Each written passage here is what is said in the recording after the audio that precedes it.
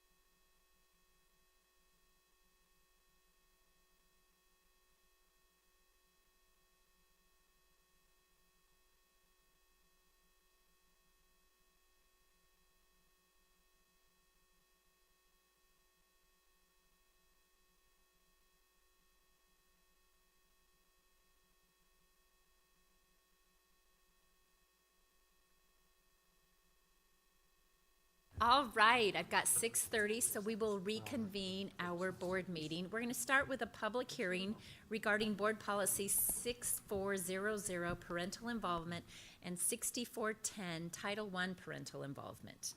Dr. Thompson. Thank you, Madam President. According to state statute, schools must conduct an annual public hearing regarding their parental involvement policy. Norfolk Public Schools has a district-wide parental policy, 6400, and a Title I parental involvement policy, 6410. The district-wide parental involvement policy outlines several ways that parents can be involved in their child's education, such as reviewing their child's educational record, filing a complaint about instructional materials, and having advance notice of standardized testing and school-sponsored surveys. The Title I parental involvement policy takes this a step further. Title I defines the term parental involvement as the participation of parents in regular, two-way, meaningful communication regarding students' academic learning and other school activities. Some specific examples of this include providing parents with regular opportunities to learn about their child's academic progress, providing them with the opportunity to review this policy, and eliciting their help in developing the district's Title I plan. At this time, we will open the meeting to the public in order to give them an opportunity to present information and opinions on these two parental involvement policies. Would anyone like to come forward?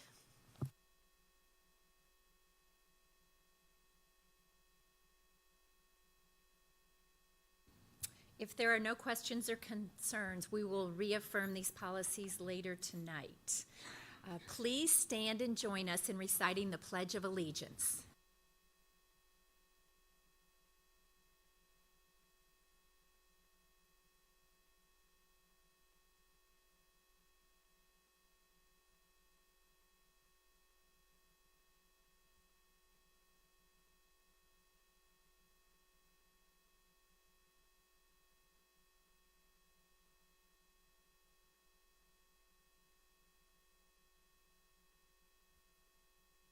Okay, we're going to begin with our presentation, special recognition, and focus on the students.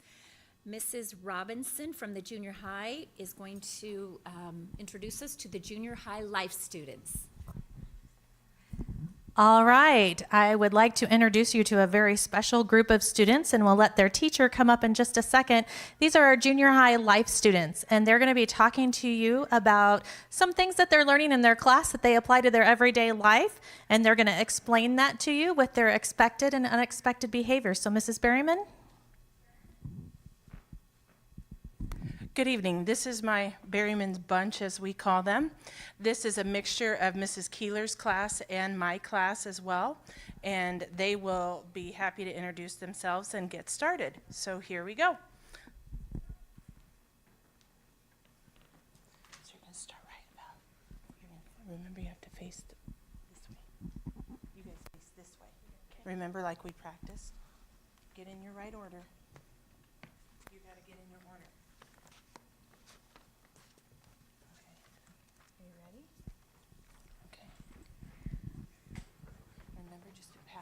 And then you'll bring it back. Okay. Good evening. I'm Caitlin Anderson, and I'm an 8th grader. I'm Ben Raphael. I'm a 7th grader. My name's Madison, and I'm a 7th grader. My name's Jake, and I'm a 7th grader. My name is Ellie. I'm a 7th grader. My name is Jada, and I'm a 7th grader. My name is Sammy Noach, and I'm a 7th grader. We will be presenting on expected and unexpected behaviors.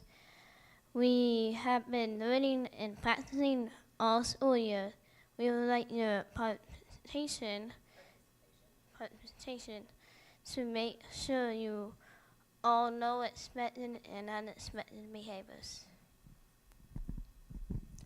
And we started by using pictures of a classroom and finding expected, unexpected behavior.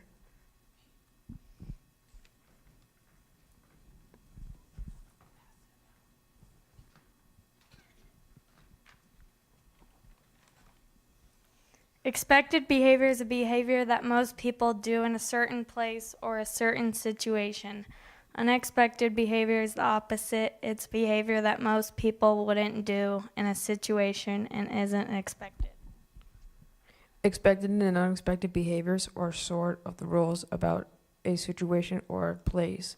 We say sort of because what is expected and unexpected in one situation can be different than what's expected or unexpected in another situation.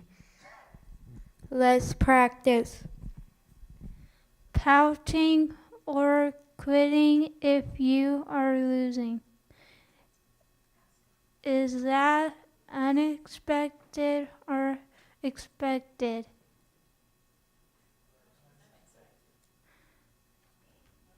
You're right. Say that was fun, expected or unexpected.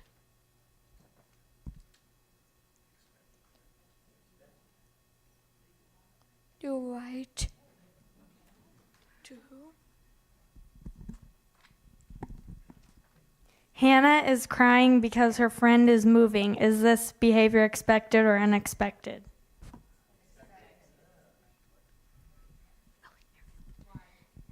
Because your friend is moving away. It's okay to cry.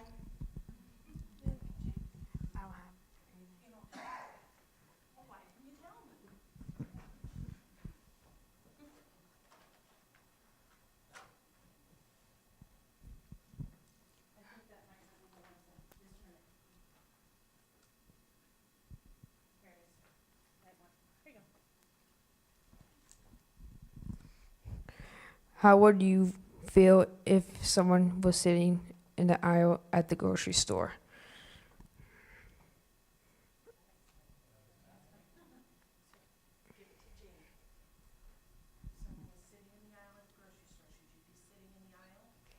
No. Unexpected.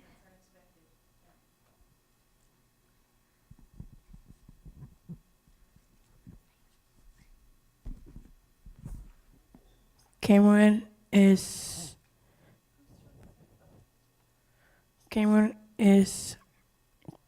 pouring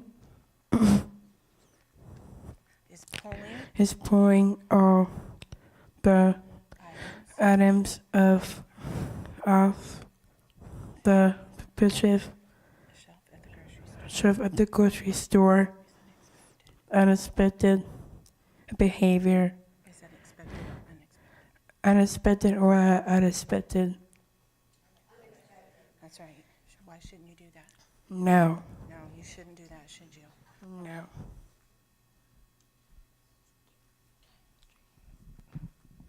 Name one behavior that is expected in the lunchroom.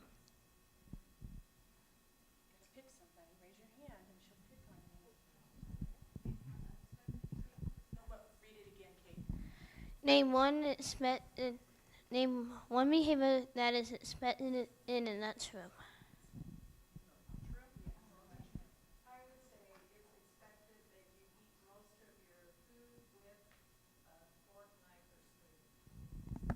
Expected.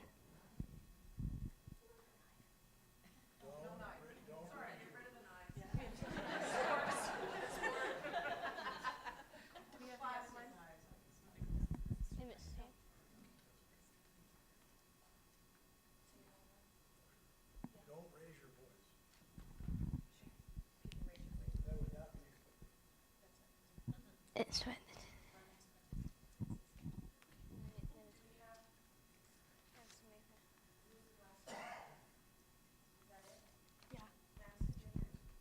You read yours? Yeah. Okay, then that's it. Just say, we had a girl who got really scared and couldn't come tonight, so we're missing one of them, so we didn't, she's part of this, so I was trying to mix it around here a little bit. But I think that's, go ahead. You say thank you. Thank you for the. Thank you for the letting us presenting. Thank you so much, Ms. White.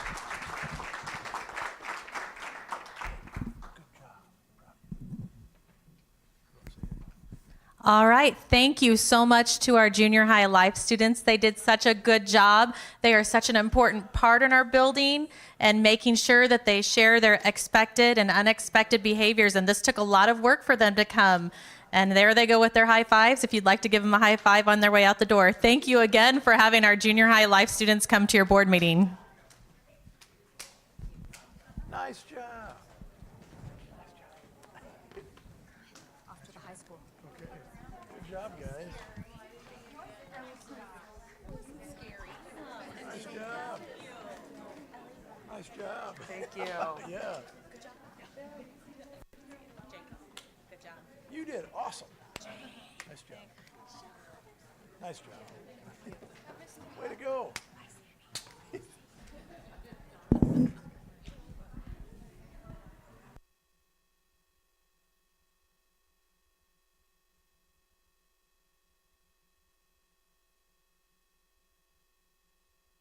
Okay, next we have our award for excellence, Mrs. Nelson, Director of Teaching and Learning.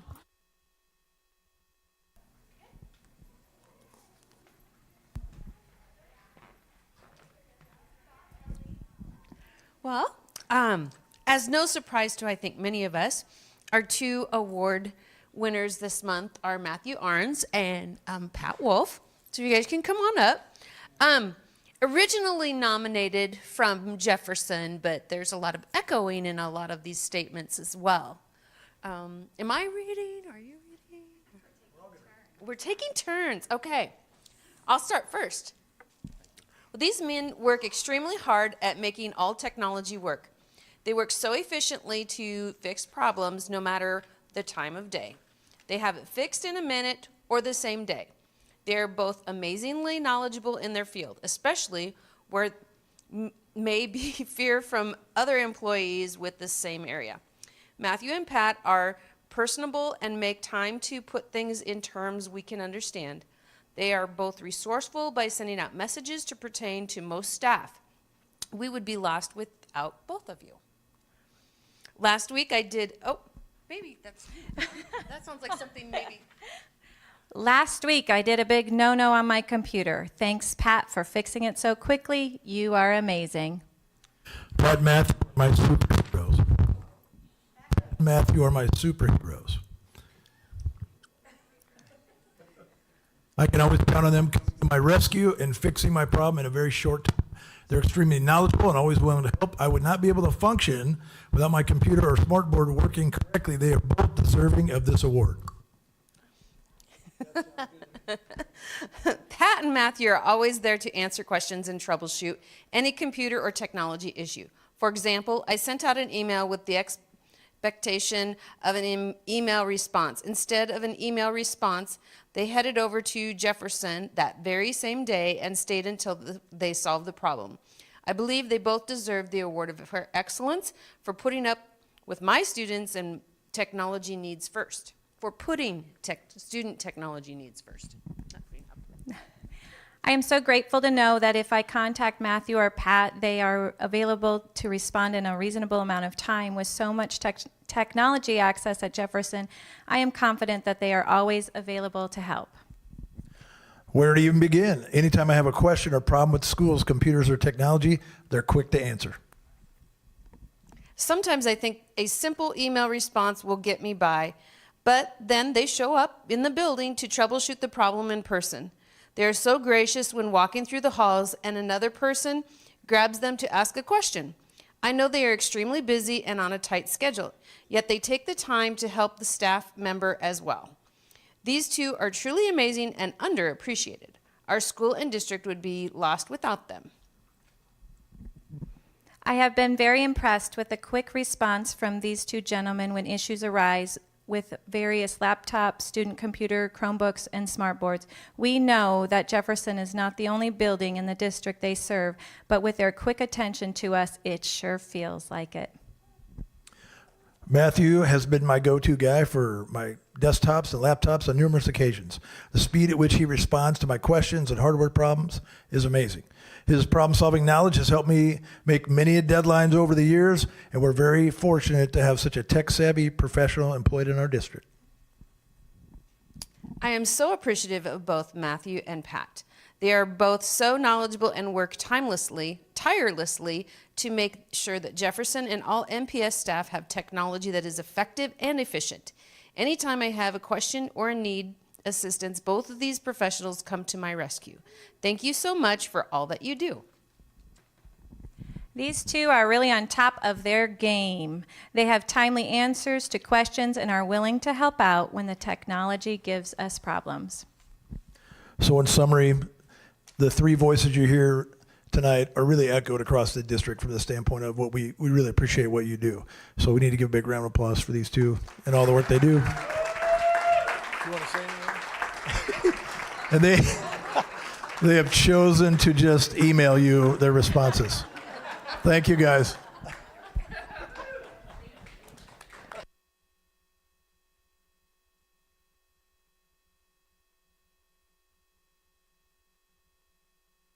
And it looks like we have a gifted little one out there who already knows how to write.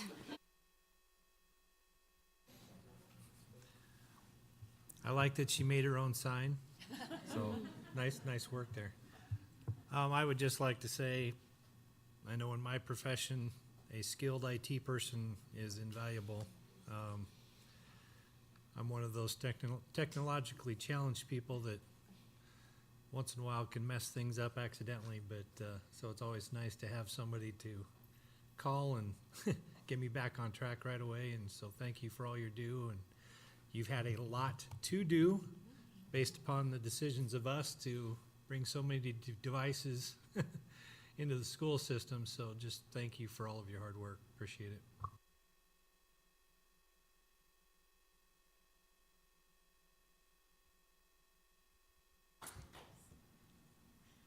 Okay, this is the time during the meeting when the public may request to address the board.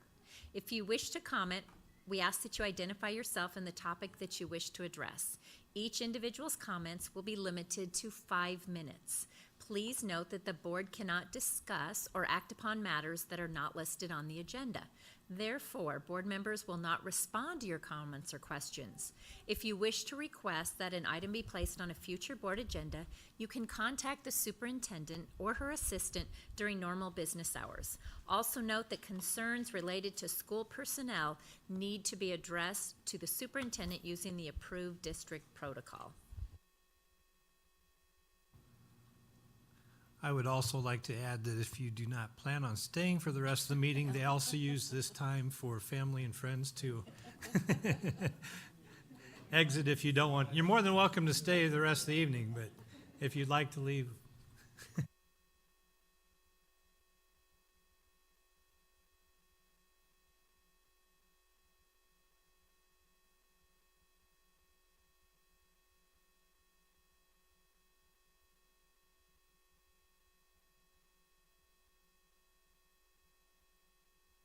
So we didn't quite clear the room, but.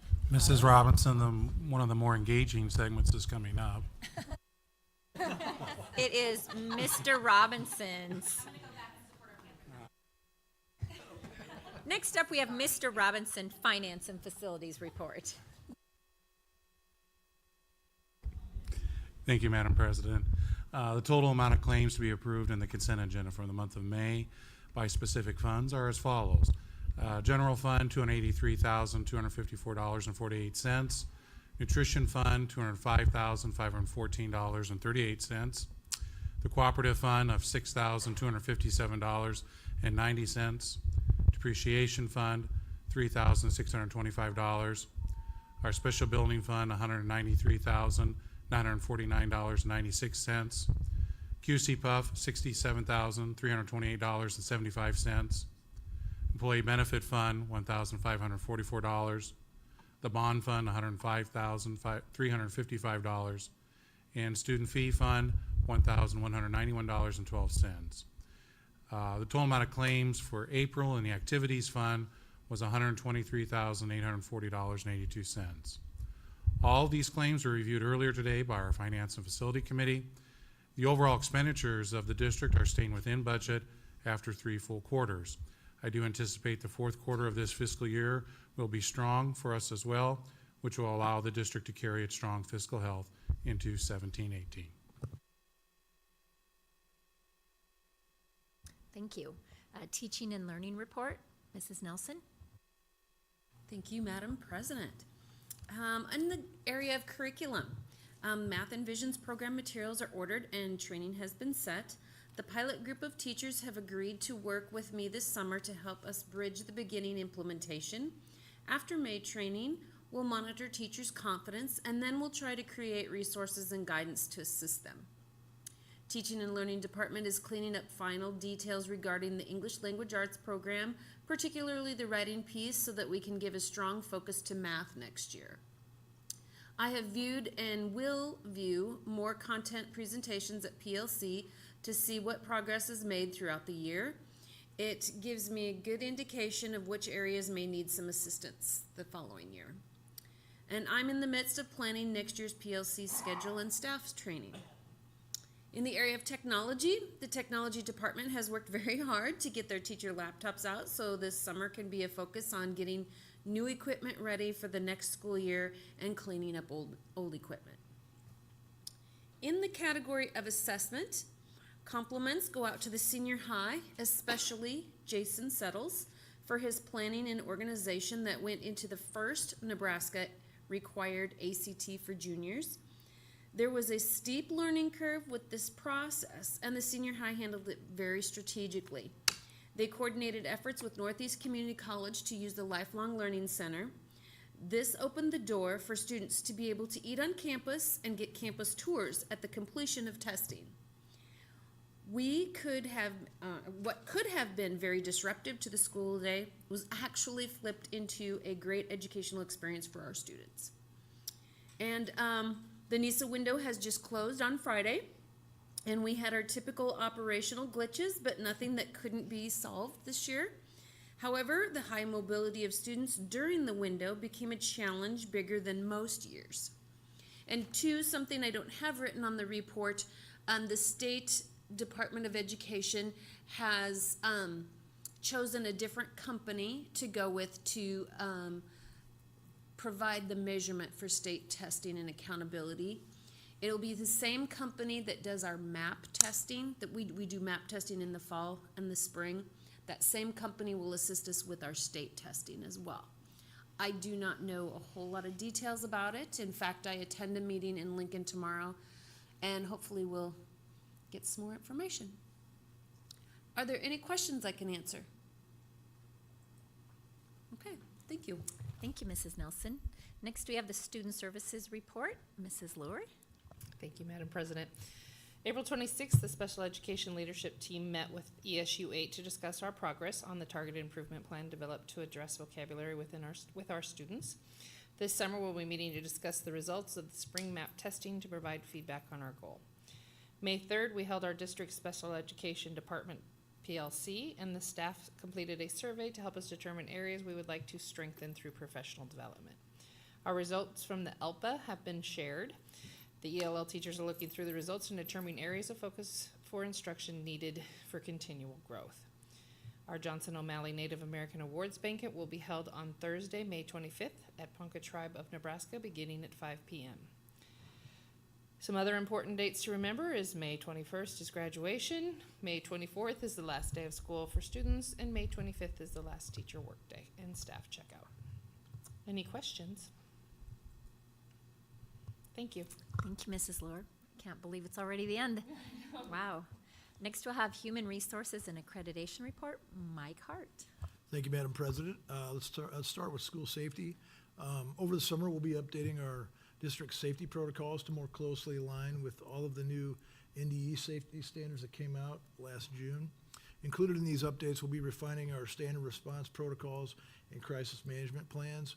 And to assist in these updates, each building principal will be responsible for conducting their own safety and security self-assessment in accordance with NDE standards. That's one of the first things to get us in total compliance with the safety standards that are out there. So we'll do that by the end of June. Staff development and continuous learning. Again, this is kind of a kudos to all of our staff. Our staff really does an excellent job of providing and participating in opportunities for professional development in a variety of areas. Capitalizing on these learning opportunities has a direct impact on student achievement and engagement, and we would like to congratulate all of our teachers and our classified staff on the time and the resources that they've invested to grow professionally. And across our district, our teachers are lifelong learners. I just really want to congratulate them and acknowledge that fact. This summer, a group of teachers and administrators will be attending a grading and assessment conference in Omaha on June 6th and 7th. And this training will be an initial introduction to the staff development work that we'll do and share with all of our staff this next school year. So we're going to really get a jump start on the plans for next year. We're really excited about that. Personnel information, again, won't read all of the openings, but hiring season continues at a rapid rate. And listed below are all of the current openings, and those change daily. So I would entertain any questions. Thank you, Madam President. Thank you, Mr. Hart. Next, we have the superintendent's report. Dr. Thompson. Thank you. I have 2 items to discuss tonight. The first is homeschool eligibility. The NSAA has changed their homeschool eligibility requirements. The new rule will continue to require homeschool or exempt school students to be continuously enrolled in 20 credit hours of schoolwork, which is the equivalent of 4 classes each semester. However, the student would need to be enrolled in only 10 credit hours or 2 classes in the member school. Further, in subsequent semesters, when the school looks back at the student's preceding semester, the student would still be required to show evidence of having successfully completed 20 credit hours of schoolwork, 10 of which would need to be from the member high school. Previously, all 20 credit hours of schoolwork needed to be completed at the member school where the student participated in the NSAA activities. This homeschool provision will be effective the start of the 2017-18 school year this fall. The second item is the Norfolk Public Schools Foundation Big Give. The Norfolk Public Schools Foundation will be participating in the Big Give again this year, and all donations that day will go towards our career academies at the senior high school. We will not be hosting a special event, but are encouraging friends of the foundation and the school to donate via the Big Give website, which is norfolkareabiggive.org. We are currently about $62,000 short of our $1.4 million goal and are hoping that the Big Give will bring us even closer. A reminder that a donation of just $1,000 will put donors on our donor board, and that $1,000 can be pledged over a 5-year period. So come out and give big. And I think it's on May 23rd. Tuesday, May 23rd is the day. I think that's correct. I think it is too. An important detail I should have included, probably. But you would take their money any day, right? Thank you, Dr. Thompson. We're going to start with committee reports. First, we have the Facilities and Finance Committee reports. Mr. Robinson. Thank you, Madam President. The committee did meet today at 12 noon, and as stated earlier, we reviewed all the claims for May, including the activity claims for April and current fund balances.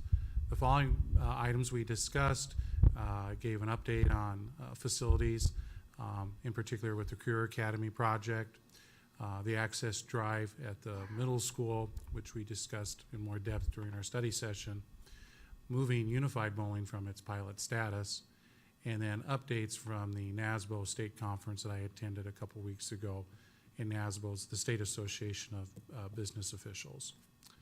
Our next meeting will be on June 12th at 12 noon. Are there any other items that committee members would like to add?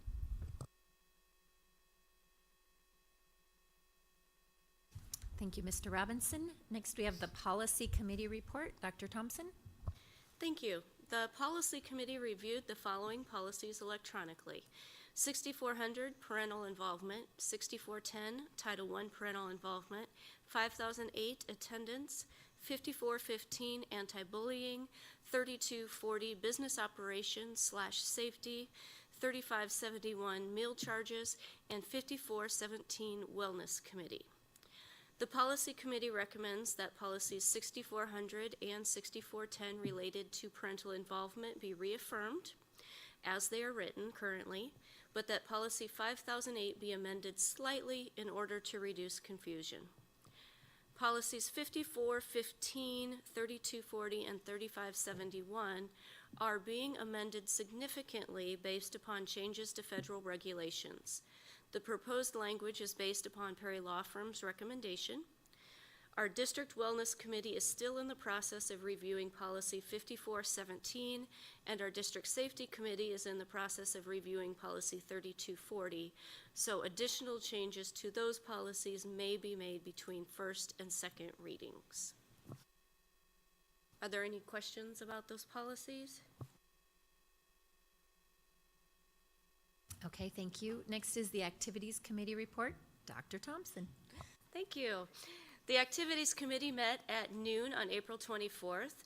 Mr. Reese provided an update regarding recent and upcoming activities, events, and current staff openings. The committee then had an extensive conversation regarding unified bowling. This activity was approved by the board last year as a pilot program for 2016-2017, and it was very successful. The cost for unified bowling are minimal, approximately $1,500 a year, and the rewards are great. The committee is recommending that we commit to continuing unified bowling as a part of our regular ongoing activities program and are asking the board to vote on that later this evening. Mr. Reese also provided the committee with an update on NSAA rulings, including the homeschool eligibility change that I discussed earlier, and our conference affiliation, which will change to the HAC in 2018-2019. Facility needs were also discussed, including concerns with the track and tennis courts, which we are hoping to address next summer, 2018. Thank you. Next, we have the Government Relations Committee report. Dr. Thompson. Thank you. The Government Relations Committee has been very busy monitoring the current legislative session. Patty, Sandy, Tammy, and I have all sent emails and letters to our senators regarding bills of concern. At the present time, our biggest concerns are budget adoption and any related bill adoptions or amendments that may go along with that, and LB 651, which is Senator Linehan's reading bill, which would require the retention of any third grader that is not at grade level in reading by the end of the third grade. LB 651 would require schools to utilize research-based intervention strategies, yet it ignores the research on retention, which indicates that it is not an effective strategy. Retention actually has negative effects on students' academic achievement in language arts, reading, math, work study skills, social studies, and grade point average. It also has negative effects on students' social and emotional adjustment, behavior, self-concept, and attitude towards school. John Hattie, an international author and educator who is well known for his research on instructional practices, synthesized over 800 meta-analyses of research related to student achievement. He studied 138 different influences on achievement and found that retention ranked 136th. The only influence that had a more negative impact on student achievement were television and mobility. According to Hattie, it is difficult to find another educational practice on which the evidence is so unequivocally negative. Being retained 1 year almost doubles a student's likelihood of dropping out of school, and failing twice almost guarantees it. Scientifically speaking, retention has a negative 0.39 mean effect on achievement, which is equivalent to the loss of 15 percentile points on a standardized achievement test. All educational groups in the state, the NCSA, the GNSA, the NASB, the NSEA, are all actively opposing this legislation for these reasons, among others.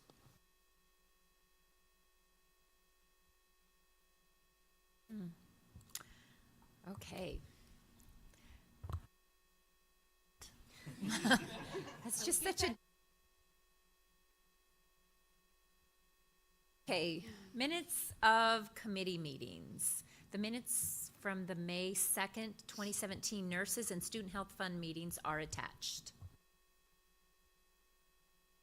We will now move to approve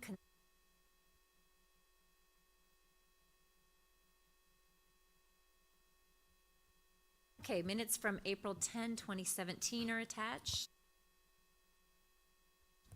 Personnel contracts, Dr. Thompson? Thank you. We have several contracts for approval this evening, starting with Megan Rains for the Norfolk Junior High School math teaching position. Megan has a Bachelor of Science degree in education in mathematics and natural sciences from the University of Nebraska at Kearney and is currently a substitute teacher for Kearney Public Schools. Andrew McClemens for Norfolk Senior High School ELL, English Language Learner Teacher. Andrew has a Master of Arts degree in education in English as a second language, PK through 12, from the University of Nebraska at Kearney, and he is currently an ELL paraprofessional at Kearney Public Schools. Carissa Rudloff, Bel Air Elementary third grade teacher position. Carissa has a Bachelor of Science degree in education in mathematics from Midland Lutheran College in Fremont, Nebraska. She is currently student teaching at Grant Elementary for Norfolk Public Schools. Heather Whitney, Norfolk Junior High School 8th grade English teacher. Heather has a Bachelor of Science degree in Language Arts and Secondary Education from Concordia University in Seward, Nebraska. She is an English teacher for Newman Central Catholic High School in Sterling, Illinois.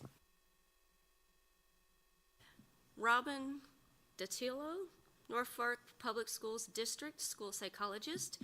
She will complete her internship with Norfolk Public Schools to receive her Master's in Education in School Psychology from the University of South Dakota.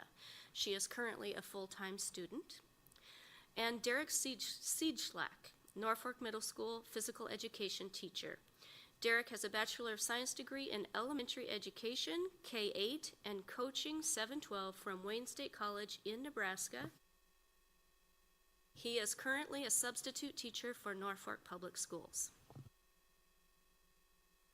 Thank you, Dr. Thompson. Looks like we got a lot of talented teachers coming. How about resignations? At this time, we have 3 resignations for you to consider. Heather Ulmer, a 4th grade teacher at Jefferson Elementary, Silas Fluellen, special education teacher at Senior High, and Brandy Held, Alternatives for Success teacher. Brandy's resignation came in after the deadline, so she is aware that her resignation would be pending a suitable replacement. Okay, thank you. And the claims, Mr. Robinson? Yes, attached are the claims for the month of May, and these claims were reviewed earlier today. Okay, we'll now vote on the consent agenda items. Could I have a motion, please? I have moved that we approve the consent agenda items. I'll second. We have a first by Bob and a second by Patty. Would you like to vote? Is there discussion? Okay, let's vote. Is that on number 9, Mary? Yes.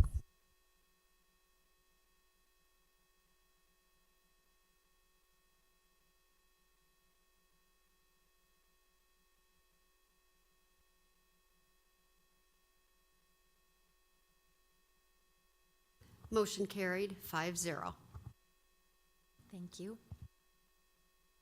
Okay, we're going to start our action items now. We are going to discuss, consider, and take action to approve the reaffirmation of Board Policy 6400 and 6410 related to parental involvement. Dr. Thompson. Thank you, Madam President. According to state statute, we must conduct an annual public hearing regarding these policies every year and then reaffirm or change them at that time. I already talked about these during the hearing, so unless there are questions, I would recommend that these policies be reaffirmed as they are written. Okay, a motion to approve the reaffirmation of Board Policy 6400 and 6410 related to parental involvement. I would make a motion to approve the reaffirmation of Board Policy 6400 and 6410. I'll second. Okay, we have a first by Bruce and a second by Tammy. Is there any discussion? Okay, please vote.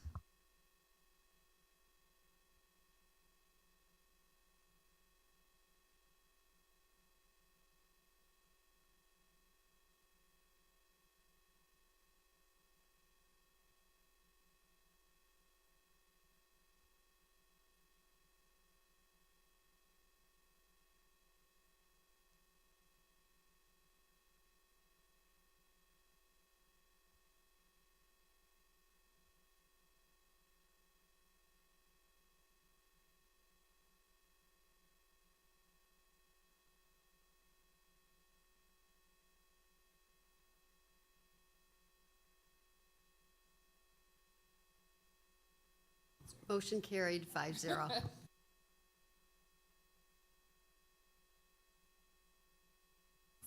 Discuss, consider, and take action to approve the first reading of Board Policy 5008 regarding attendance. Dr. Thompson.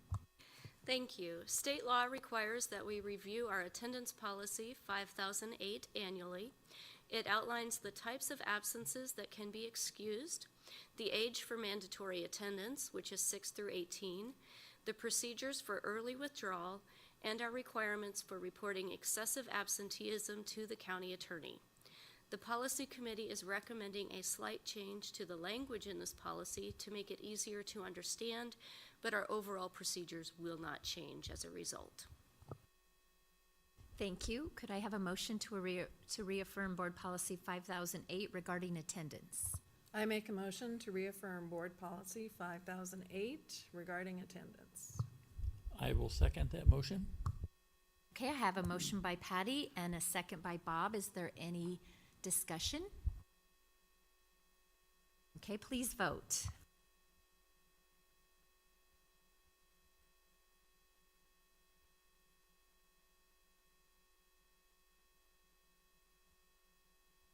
Motion carried 5-0.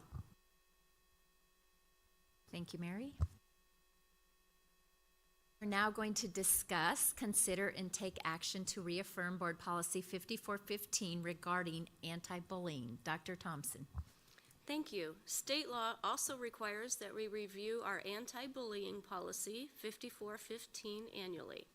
It indicates that we will implement practices that reinforce and encourage positive behaviors, as well as practices to identify and prevent inappropriate behaviors such as bullying. The policy committee is not recommending any revisions at this time. Therefore, I am recommending that the policy be reaffirmed as written. I would entertain a motion to reaffirm Board Policy 5415 regarding anti-bullying. I'll make a motion to reaffirm Board Policy 5415 regarding anti-bullying. I'll second the motion. Okay, I have a motion by Tammy and a second by Patty. Is there any discussion? Please vote.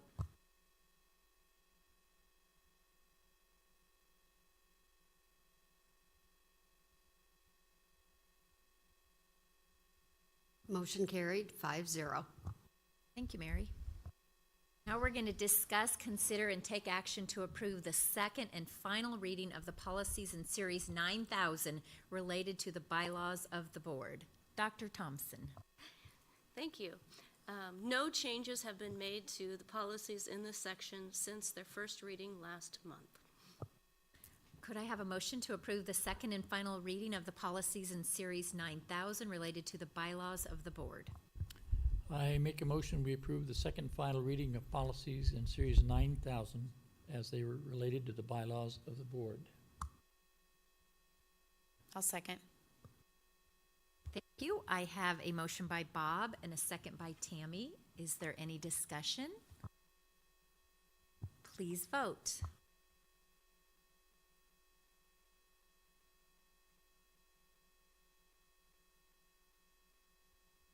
Motion carried 5-0. Thank you, Mary. Now we're going to discuss, consider, and take action to approve the first reading of Board Policies 5417, School Wellness, 3240, Business Operations, and 3571, Meal Changes. Dr. Thompson. Thank you. Policies 5415, 3240, and 3571 are being amended significantly based upon changes to federal regulations. Proposed language is based upon Prairie Law Firm's recommendation. As I noted earlier, our District Wellness Committee is still in the process of reviewing Policy 5417 to ensure it matches our current practices, and our District Safety Committee is still in the process of reviewing Policy 3240 to ensure it matches our current policies and practices. So additional changes are likely to those two policies between the first and second readings. Okay, thank you. Can I have a motion to approve the first reading of Board Policies 5417, School Wellness, 3240, Business Operations, and 3571, Meal Charges? I'll make a motion to approve the first reading of board policies 5417, school wellness, 3240, business operations, and 3571, meal charges. I'll second that. Okay, I got a motion by Patty and a second by Bruce. Is there any discussion? This is simply an editorial comment, but reading through those policies, and I did make the comment in an email to Jamie Jo that they are overly prescriptive and regulating.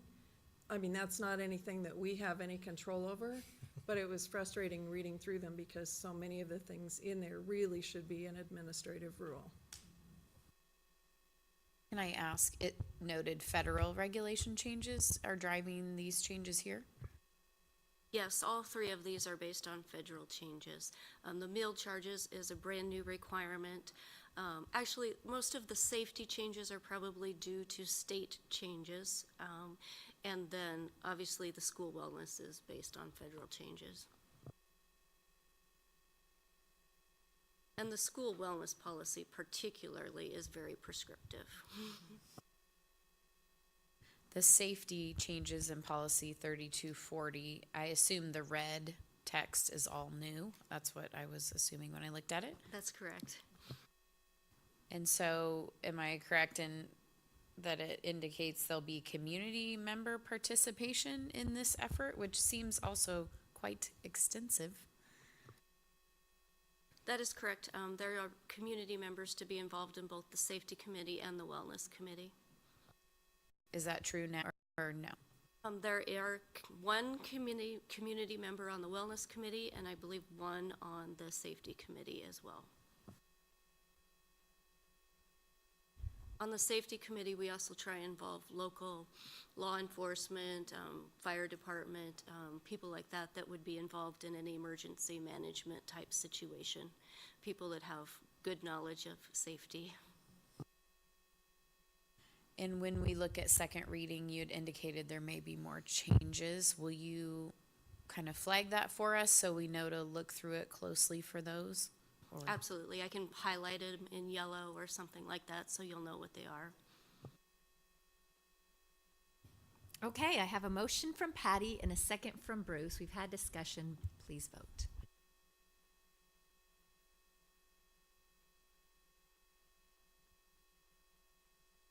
Motion carried, 5-0. Thank you, Mary. Next, we're going to discuss, consider, and take action to approve the 2017-2018 elementary, junior high, and senior high student handbooks. Mrs. Lure. Thank you.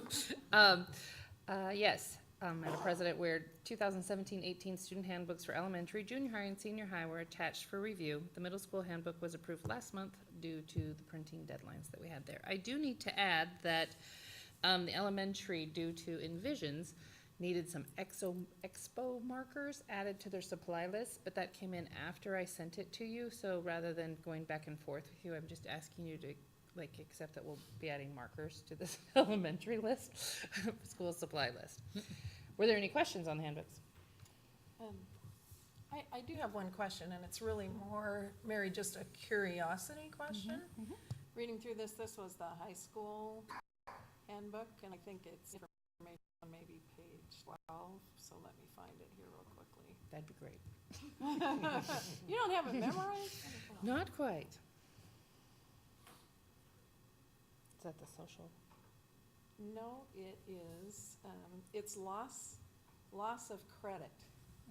And that's been changed to attendance appeal process. And it says parents will be notified after the 5th, 8th, and 10th absence, which is perfectly clear to me. Then students missing 11 days or more are required to submit an absence appeal form, and that's given to them a week prior to the end of the semester. So I just don't know what that means. So if we have, really we've kind of worked through that a few different ways. The high school, when kids miss more than 10 days, it's been practice in the past that they could lose credit for their class. So what it is now is, it's just a checkpoint for the students so that they can kind of present their case on why they missed more than 10 days that semester, especially if they're still passing the class. Okay. So, or if they have reason to have exceptions. So it's just a step for the principals to meet with the students, and the students understand that they will be asked to explain. Okay, Okay? thank you. You're welcome. Anything else? Thank you, Mrs. Lohr. Thank you. I would like to ask for a motion to approve the 2017-18 elementary, junior high, and senior high student handbooks. I'll make a motion to approve the 2017-18 elementary, junior high, and senior high student handbooks. I'll second the motion. All right, I have a motion by Tammy and a second by Patty. Is there any additional discussion? Okay, please vote.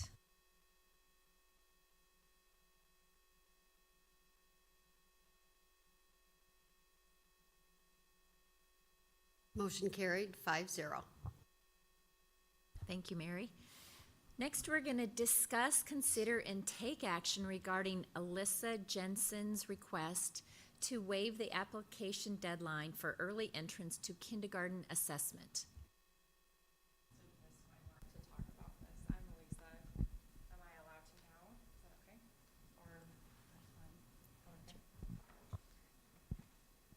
Thank you. Hi, thank you for having me. I'm Elisa Jensen. Clearly, I missed my mark. But yeah, so I'm a mother and I work at Faith Regional, and I'm also back in school for pre-medicine, so that keeps me busy. But I'm here to talk about my children. I have a little boy who's in first grade right now, and I just want to say that Norfolk Public Schools has been great. He is not the most easy child by any means, so I really appreciated what Norfolk has done for us. But I'm here to talk about Blakely Jensen, who would be 5 in September, and she falls within the range to do the assessment for early entry. And so we did the parent-teacher conference on March 30th, and you know, her teacher absolutely said that she would be ready. And honestly, at that point in time, I didn't know that it was even something that I could be doing or looking into. So after that, about, you know, the next 2 weeks, I heard from people asking me, you know, are you going to send her early? And again, I had never considered it, but I started looking into it, and I spoke with her father, and we agreed, you know, that she really was ready and needed to be challenged. So I looked into it, and by the time I called, they said that I had missed the deadline. And that was on April 10th is when I had called in. So I guess what I'm here asking is that you please reconsider her assessment for early entry into kindergarten. And yeah, thank you. Thank you for letting me speak. Thank you. Dr. Thompson? Thank you. As she indicated, Elisa Jensen is requesting that the board waive the April 1st application deadline for early kindergarten entrance assessment.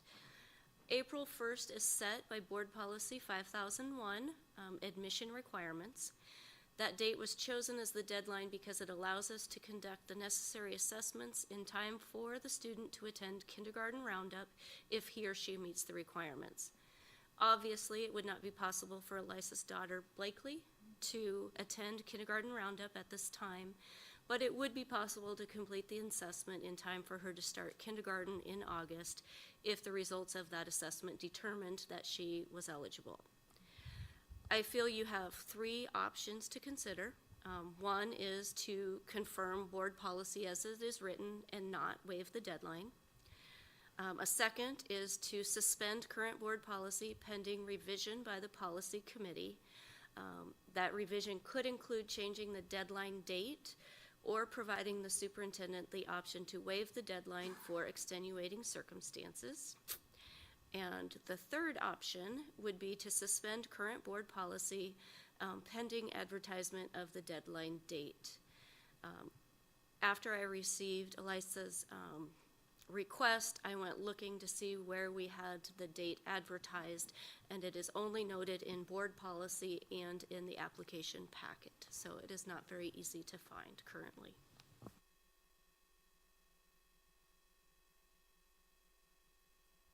Discussion. Well, I'll talk personally. I know why we have policies, and I think it's very important. But I can remember doing the assessment because my birthday is October 28th, and my mom was done with me. She wanted me in kindergarten.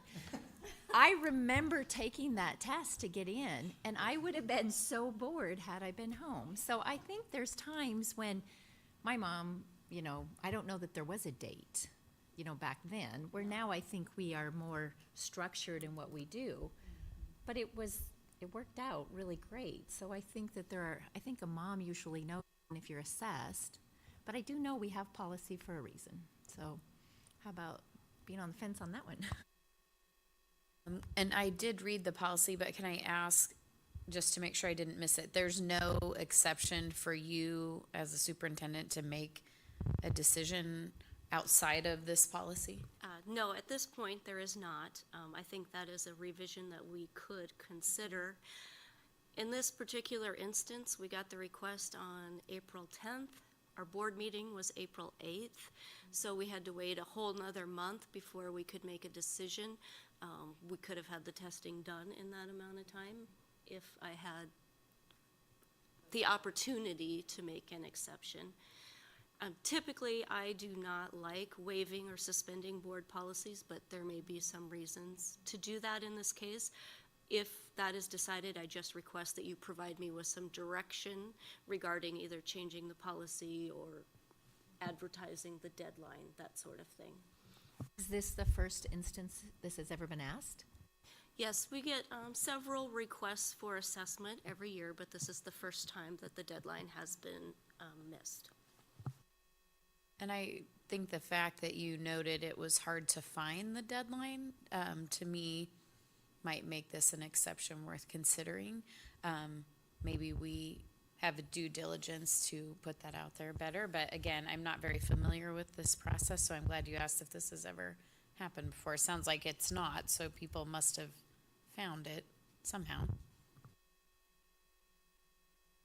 I think it's important to remember that this is not a typical process, and so it wouldn't be the same as if we're advertising kindergarten roundup, right? So I'm not sure that it's appropriate or necessary to widely publicize this date.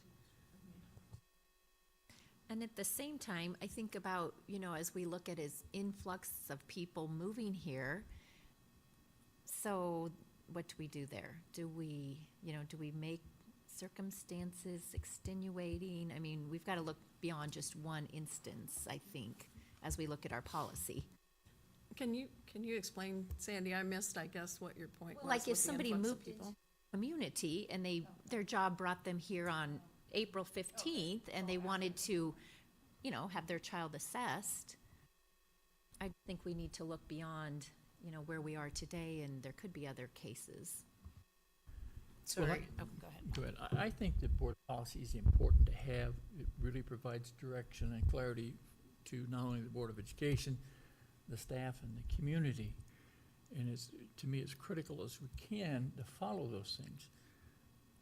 But I don't believe they're written in stone. There have to be times and places for exceptions to that. I think it would be incumbent upon us to examine those exceptions, and I think it's also incumbent upon us in some fashion to notify folks in some different method through advertisement about at least the kindergarten deadline, And, I agree with you, Sandy, that the mobilities that we face in our society anymore really makes it extremely difficult for folks who do move into our district to have any opportunity at all if they come in after the first. So I think it bears some consideration for some change. And would you be comfortable being in extenuating circumstances if it was written that way? So it's up to you then to make that decision. I don't think this needs to be brought to the board, but maybe it'll never happen again. Yes, there are other policies where I can make decisions like that based on extenuating circumstances. And I think you made a very good example. If someone moved in shortly after the deadline, we could make an exception for them to be assessed. I think it would be appropriate again for you to do that too, Jamie Jo, and that, you know, maybe you could put a list of, or some sort of guideline together for yourself and for those of us on the board to peruse, and although the choice and the decision regarding that would have to be yours. So you're saying bring a sample to include in this policy that would allow for exceptions, such as someone moving into town or a missed deadline that was, you know, 10 days past the date. Not someone coming in August 31st or 30th. Right. Yeah, okay. Yeah, I would say that, and the other thing, it would be a list that's an example of things, Sure. but it wouldn't be all inclusive. I think the other thing that's very interesting is most people are tending to push their kids back. I mean, do we have anything that says you have to start by the time you're 8? It's the law, isn't it? I know, but we're getting extreme there. Well, I at first liked the idea, like Bob said, of advertising, whether it even just be at our March board meeting. Don't forget the deadline of April 1st is coming up. However, then Sandy brought up her example, and even if you said that at the March meeting, if somebody moved here April 15th, they wouldn't know it. So it's kind of a catch-22 on that. A reminder would not hurt, but I do believe also that we should be able to give Dr. Thompson the power, if the extenuating circumstances are appropriate, if she feels they are, to be able to override that in certain circumstances. I hesitate to put what those extenuating circumstances are into policy, because then you're going to be fighting that. Well, this is the same as that one, and so I don't want to open up a whole can of worms in that regard either. But I have no problem if we want to relook at the policy and include some wording, giving Dr. Thompson the power. Yeah. Okay. But how does that apply to this circumstance? I assume that reviewing the policy is one step and adding the exceptions. We also have a current situation that needs action, so if some guidance on that. What I think I hear you saying is that you would like someone to make a motion to waive Board Policy 5001 regarding early kindergarten entrance requirements pending revision by the Policy Committee and advertisement of the deadline. That would be number 2. Combination of 2 and 3. Okay. So could I have a motion for exactly what Dr. Thompson just said? Did someone write that? I make the motion that we have a combination of 2 and 3. And a No. second? I would second. That isn't very Nobody good wants to wording. second that. No, you Mary, did, do you have okay. that written down?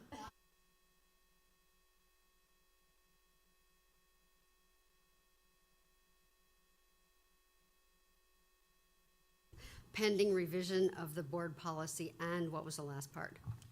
And advertisement of the deadline date. Did that suspend it so we could allow it? Okay, so that was a motion by Bob and a second by Bruce. Is there additional conversation? So can you just clarify for me what this motion does? I think it, well, it should, in the way I understand it, allow for Blakely to be assessed for entry into kindergarten this fall. And for the policy to be revised to And reflect the policy will go our to the conversation. committee for revision to include the ability for me to make some exceptions for extenuating circumstances. And then we will get the information advertised on our website. And it would, my inference is that it would not only be Blakely, but maybe others if others should appear for whatever reason. So you would have the ability to say yay or nay. Mary, yes. Okay, so have you changed the motion now? Nope. Okay. We're just clarifying. Okay. We're just saying So it in would you regular like me to words. read it again? Yes. A motion to waive Board Policy 5001 regarding early kindergarten entrance requirements, pending revision of this board policy and advertising the deadline date. I wonder if instead of waive, we should say suspend. Does it matter? Are they the same word? Suspend? I like suspend. Kind of out there. Well, to me, if you're waiving it for this one instance, but if you do like Bob said, you're gonna have to suspend it Good until Yes. the policy is relooked Suspend, at. right? So suspend. I would like Right. to amend my motion to say suspend rather than waive. Okay, and then Bruce, would you like to second it still? Sure. Okay, so we have that motion.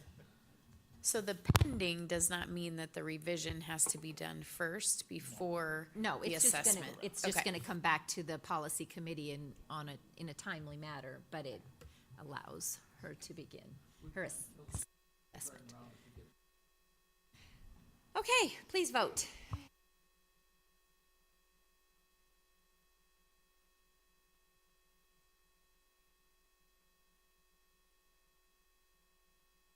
Okay, I have four for the vote, one against. Motion carried.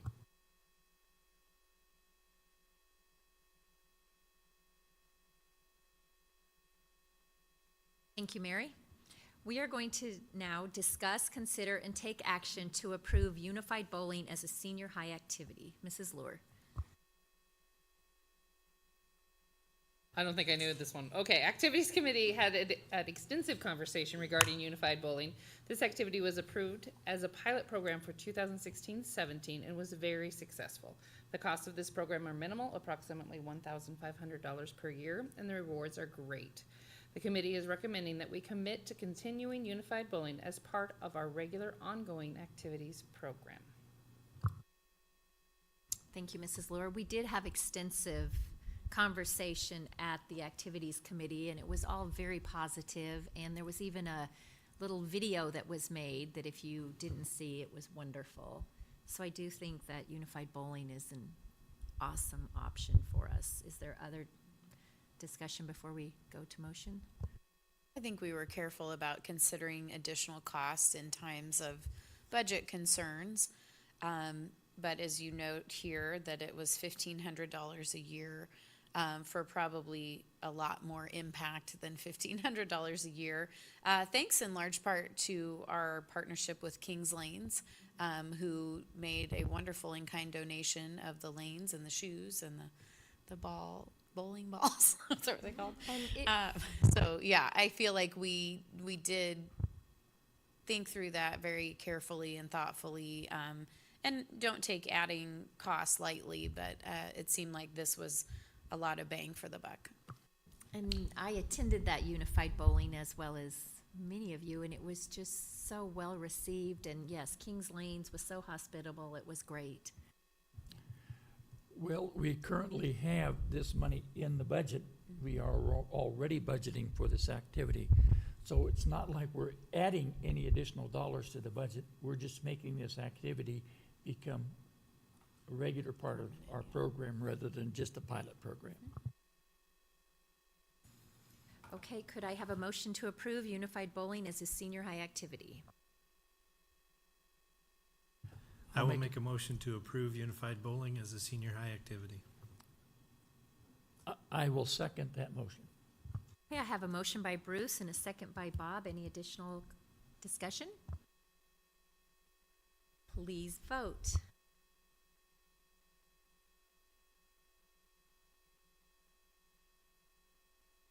Motion carried 5-0.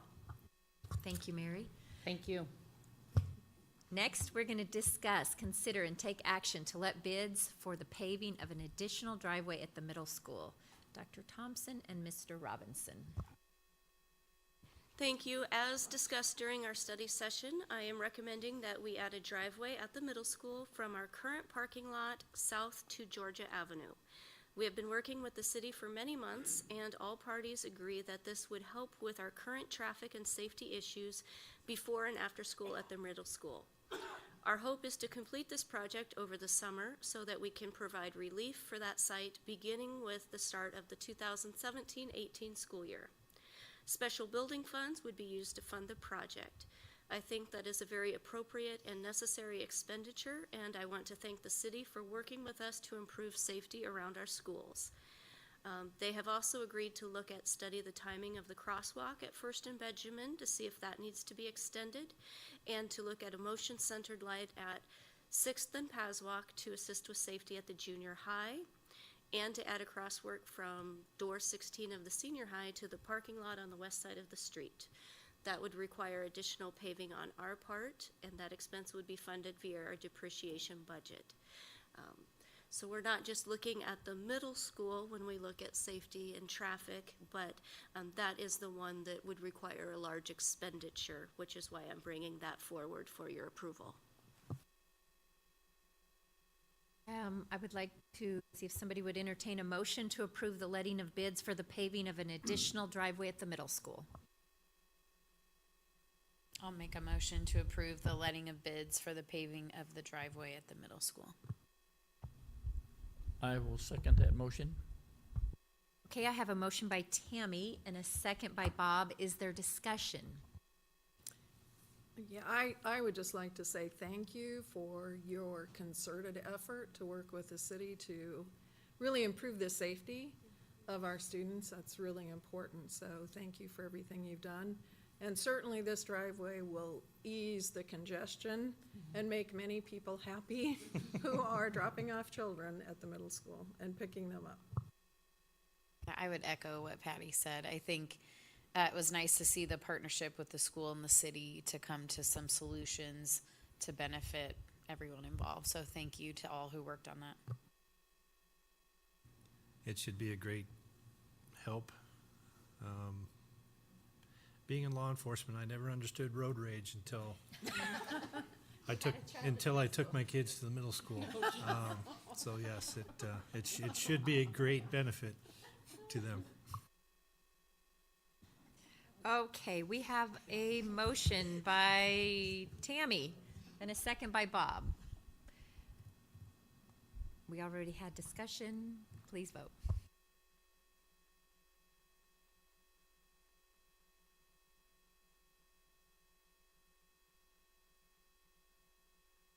Motion carried, 5-0.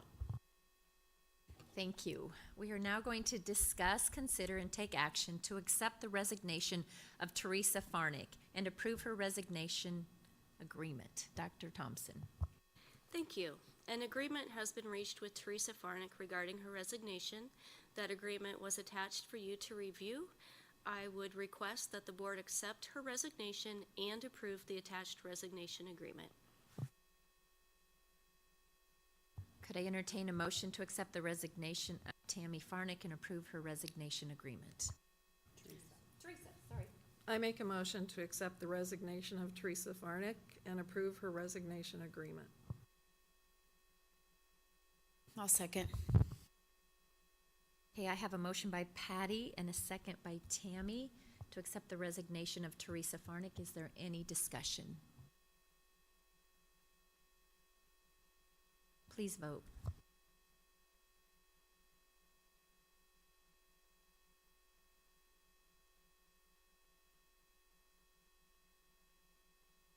Motion carried, 5-0. Thank you. Well, my friends, we made it to the end. This is a lot of work sitting here. Holy moly. Okay, I shouldn't have said that. Whew. The second meeting of the month is scheduled for noon on Thursday, May 25th at the Norfolk Public Schools Central Administration Office. This meeting will be canceled if no action is necessary. The next regular meeting of the board is scheduled for Monday, June 12th at the Norfolk Public Schools Central Administration Office. The study session will begin at 5:30 and will be followed by the regular business meeting at 6:30. All components of the meeting will be open to the public unless an executive session is required to protect the interest of the district or to prevent needless harm to the reputation of an individual. I would just like to say thank you, Leanne Whithelm, for the pen. You saved me tonight, and for all these meetings you've been to. Meeting adjourned.